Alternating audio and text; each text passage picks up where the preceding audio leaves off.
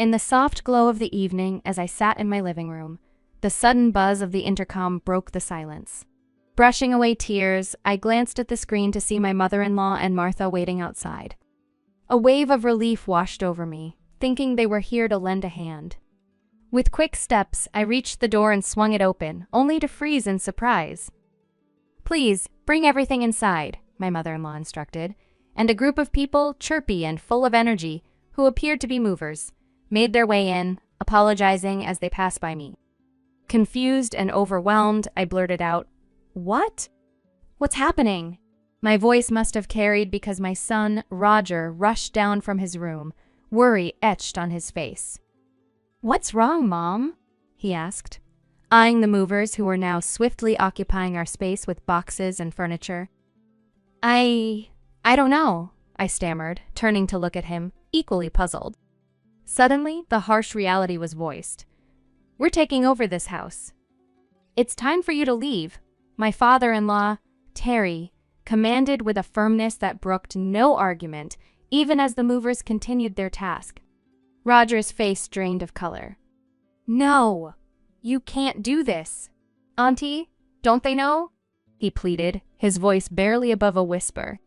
"This house, it's not Dad's anymore, and it's haunted." The room fell silent as Terry paused and the movers halted, all eyes on Roger, who was now shaking. "My name is Christina, and I'm 39, married to Keith, who is 40 and a dedicated businessman. Keith, the epitome of calmness, doesn't indulge in vices. He's all about work and spending cozy movie nights with me. Our son, Roger, once a regular companion on these family evenings, now found himself busy with middle school, leaving Keith and me reminiscing about the past. Keith often spoke fondly of his school days, proud of his decision to attend a local public high school over the prestigious one where his parents taught. He was a star student, involved in leadership roles and cherished memories with his high school buddy, Terry. "You were a model student, weren't you?" I'd tease him. His response, always with a laugh, was a reminder of simpler, happy times. "Are you enjoying this?" I asked him once during a movie night. "Yes," he replied. Then looking around, he added, "No, it's more than that. It's happiness." He spoke of our home, our family, with a sincerity that warmed my heart. "I have everything I need. A wonderful wife, a lively son," he said, his honesty making me feel cherished. "You meant to say a beautiful wife," I corrected, half joking, half serious. In this unexpected turmoil amidst movers and declarations of eviction, Keith's words echoed, a reminder of the love and unity that made this house a home, haunted or not.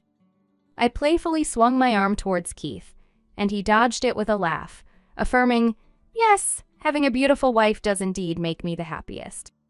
Our current goal is to buckle down and work hard towards paying off our house's mortgage. Keith has arranged our finances in such a way that I can focus on being a stay-at-home mom without the stress of financial burdens weighing us down.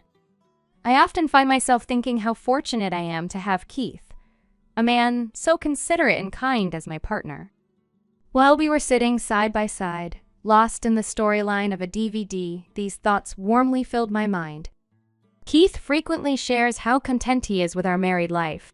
However, I can't shake off the feeling that his happiness was not as profound before we got married, especially during the times he spent at his parents' home. The tension and strained relationships he has with his family, particularly with his parents and his sister Martha, are evident and point towards underlying issues. The genesis of these issues, from what I've gathered, seems to revolve around Keith's decision to not attend the high school his parents had chosen for him.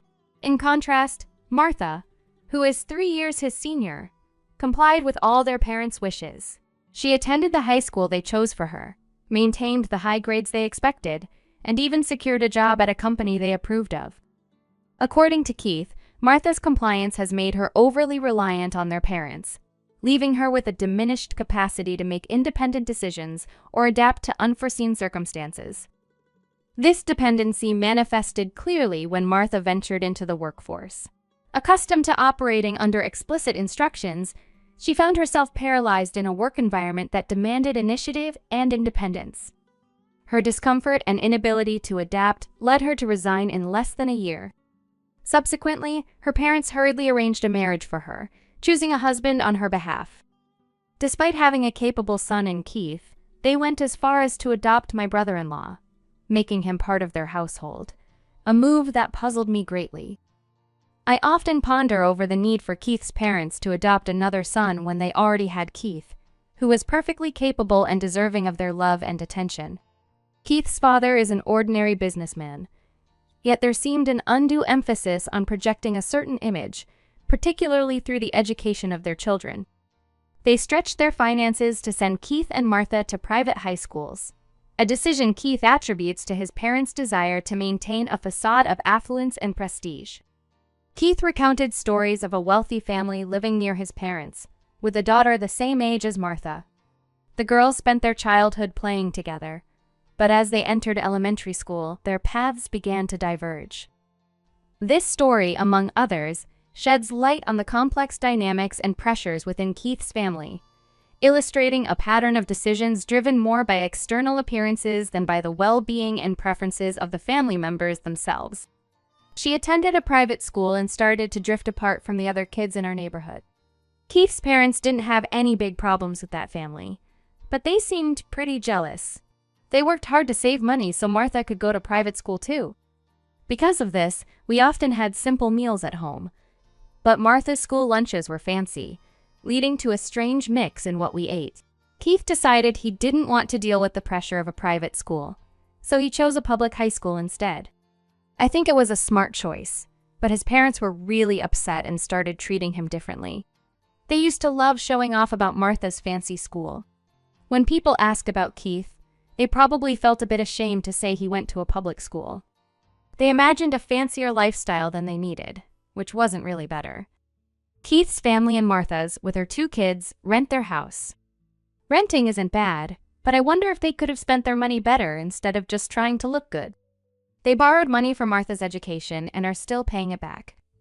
I've never really gotten how they think about money. This also shows up in how they give Christmas gifts. Martha's kids get more than Roger, which doesn't seem fair, especially since they all live together. It's sad to see Roger affected by this too. They also don't like that we own our house, a 3-story place with 4 bedrooms bigger than theirs.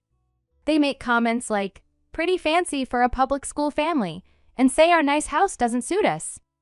When they visit, they pick on small things like a stain or a scratch on the floor, and say our house isn't that great. Honestly, their attitude is pretty annoying. They don't have to come over if they don't like it here. Keith thinks they act this way because they're jealous. They don't have a lot of money, but we have our own house, even though we're still paying for it. Keith jokes that it's because they always want to look good to others.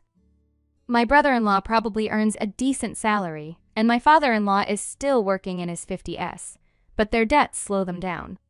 "Don't worry about it," Keith always says. But when Keith and Roger aren't home, my mother-in-law and Martha come over. Lately, they've started walking around our house while I'm busy in the kitchen. They talk about changing rooms to their liking, which is pretty bold. When I caught them and showed I was annoyed, they just faked a smile and made a snarky comment about me being slow with the tea. I had to ask them to go back to the living room and was shocked when my mother-in-law asked for a spare key. I couldn't give her one, knowing she might snoop around our things. It was strange for them to ask for a key after treating Keith poorly. I told them I'd talk to Keith about the key, and later, we said no over the phone. My mother-in-law was mad, but we made it clear they should only visit when one of us is home. Keith's health suddenly became a concern. He was diagnosed with cancer after some tests, which left us speechless. The cancer was more advanced than we thought. The doctor said he didn't have long without surgery. Our insurance wouldn't cover all the costs, including the hospital bills, living expenses, and our house mortgage. Everything we had built seemed to fall apart. I was scared of losing Keith and worried about our future, feeling completely overwhelmed. I thought about asking my parents for help, but they're no longer with us. And being an only child, I didn't have other family to turn to. So, we decided to ask Keith's parents and Martha for help. We explained Keith's situation and how cancer treatments can work wonders these days. Martha didn't seem to understand how serious it was. and Keith's parents and Martha hesitated to offer financial support. "I remember hearing you've paid off your debts recently," we mentioned, hoping they'd consider helping. "We promise to pay you back. Could you lend us the money for Keith's surgery and hospital stay? The same money you saved for my private school tuition, could we use it now? We'll work hard to repay you," we pleaded with them, desperate for their help. But they refused, saying they had just started enjoying a bit of luxury. I suggested that my life insurance could cover the mortgage if something happened to me, and we could sell the house to repay them. I even offered to write a promise note. Despite our pleas, they remained unmoved. "Why don't you sell the house now?" they suggested. Selling the house was a thought. But after paying off the mortgage, we'd need to make sure there was enough left for Keith's treatment, hospital bills, and finding a new place to live. Keith had been sending money home even when he was single. It seemed only right that they help him now. But no matter how much we begged, their answer didn't change. Keith finally said it was enough, and we left. As we were leaving, my brother-in-law caught up to us and gave us $4,000, apologizing for not having more. He had been contributing to their debt repayments too. "I'll try talking to them again," he promised, asking us not to lose hope. We thanked him for his kindness. "Do you have any other plans?" he asked. "Yes, we're considering selling the house like Martha suggested," I replied, shocked by the reality of the situation. Selling a house isn't easy. It involves a lot of steps and wouldn't be quick enough, especially with Keith's upcoming hospital admission. Plus, we'd need to find somewhere new to live. It's not as simple as it sounds. "It's okay. I know someone who can help," Keith said with a hopeful smile. Over the 3 years since his cancer was found, Keith fought bravely. Even though doctors said he had just a few months, he made many happy moments with us. There were many hospital visits, but we made the best of them.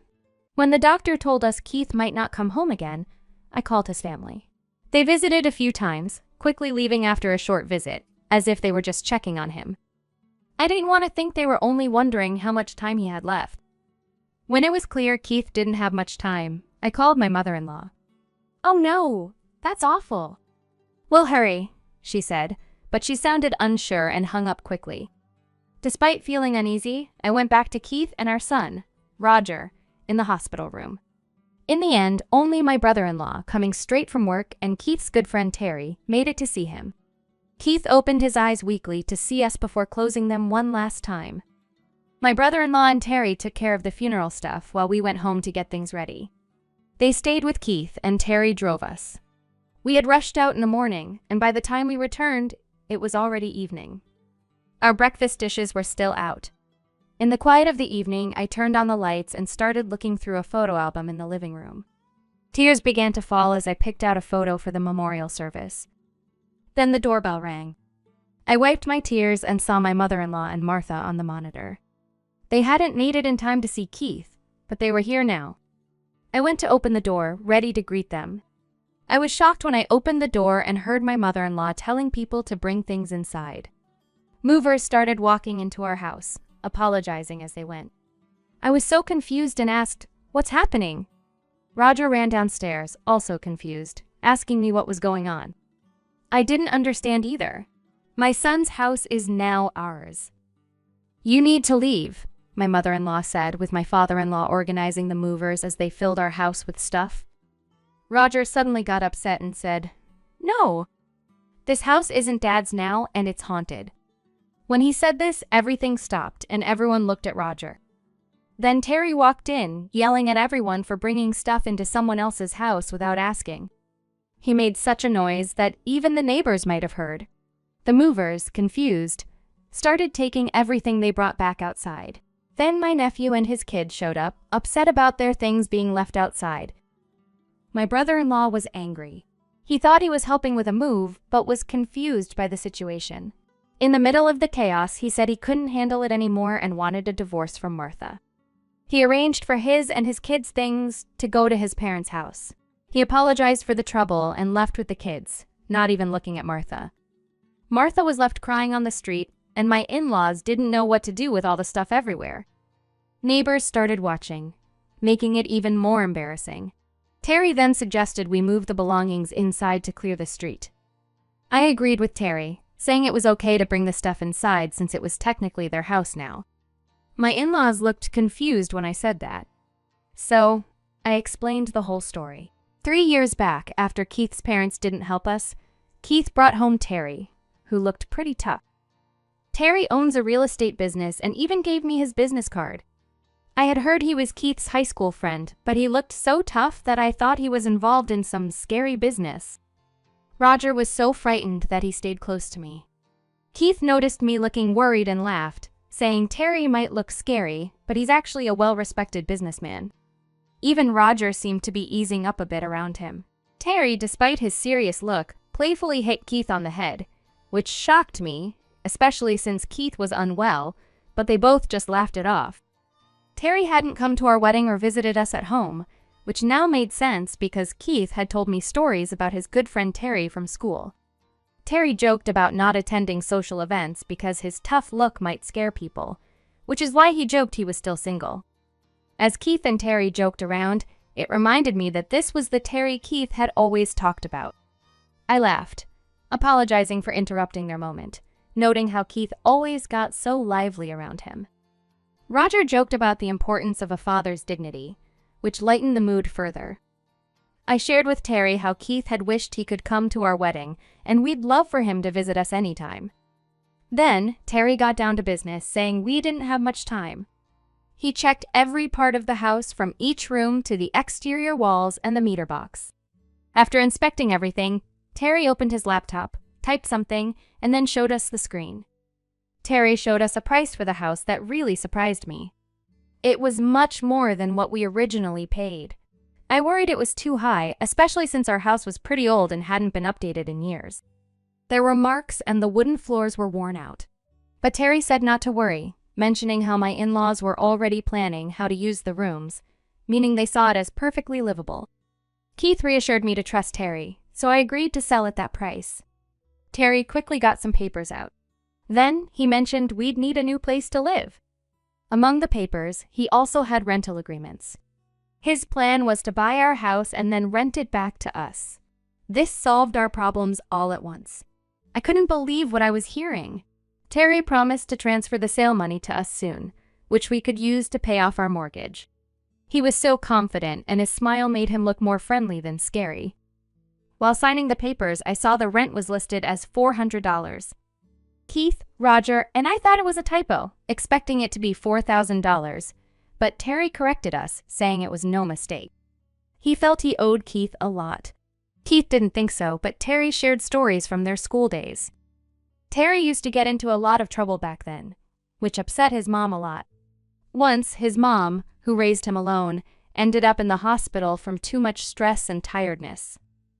When Terry got to the hospital and saw his mom looking so weak, he realized his actions were causing her stress. He broke down, feeling really guilty, and decided to change. He stopped getting into fights and stayed away from trouble. But then someone found a cigarette butt on the school's roof that had started a small fire. Everyone thought Terry did it because of his reputation, even though he didn't. The school wanted to kick him out, and Terry was scared of upsetting his mom again.